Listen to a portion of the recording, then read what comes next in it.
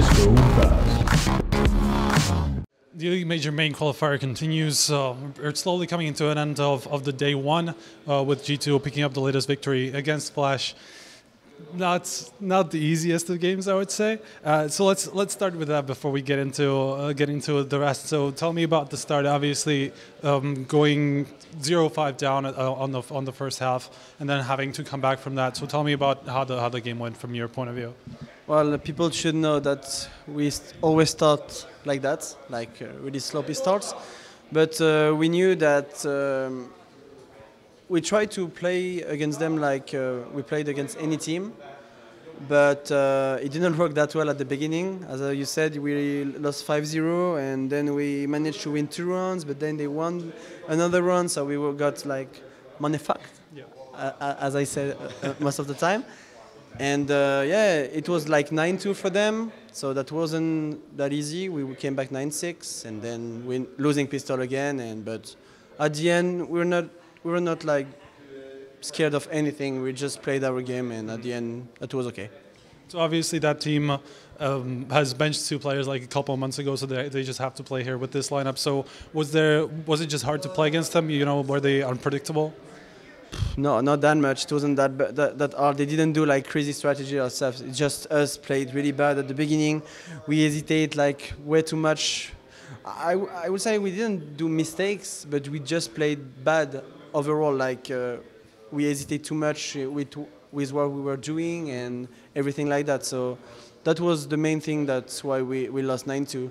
It wasn't because they played that good. Because I would say it was because of us who played really sloppy. Okay.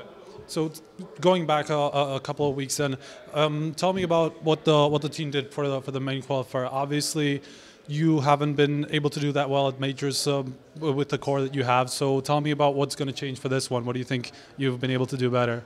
Well, the thing is, during December, we didn't have that much to do because we didn't have any tournament. We didn't qualify for Pro League and ECS, so we had a lot of time to practice.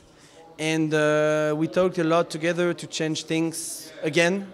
And we tried new things during the practice until till the end of December. And then we had a boot camp before coming here. Yeah. Our result in practice was pretty good.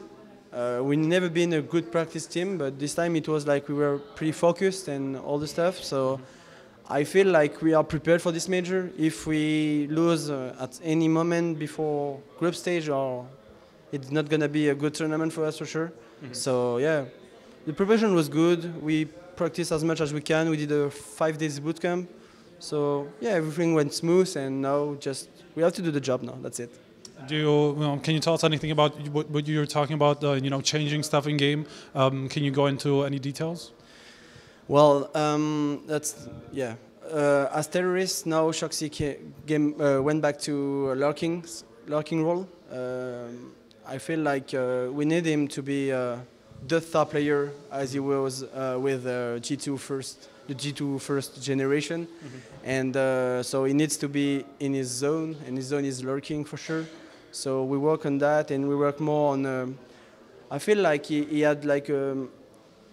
How can I say? As T, he managed to talk all the time. Like he didn't want us to help him and like the mid-run calls and all the stuff. But now it changed.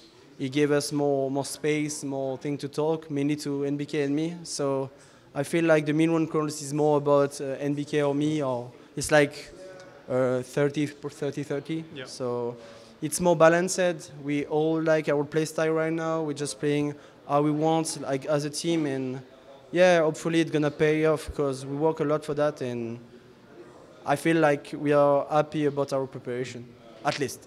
So I remember NBK was calling on the CT side. Is that still the case now? No, it's not anymore.